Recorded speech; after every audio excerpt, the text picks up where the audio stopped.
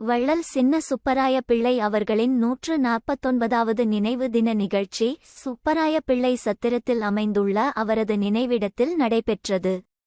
வள்ளல் சின்ன சுப்பராய பிள்ளை அவர்களின் 149வது நினைவு தின நிகழ்ச்சி சுப்பராய பிள்ளை சத்திரத்தில் அமைந்துள்ள அன்னாரின் நினைவிடத்தில் வியாழக்கிழமை நடைபெற்றது. உருளையன்பேட்டை தொகுதி சட்டமன்ற உறுப்பினரும் மனிதநேய மக்கள் சேவை இயக்க நிறுவன தலைவருமான நேரு தலைமையில் நடைபெற்ற நிகழ்ச்சியில் ஏழை எளிய மக்களுக்கு புத்தாடைகள் மற்றும் உணவுப் பொருட்கள் வழங்கப்பட்டது.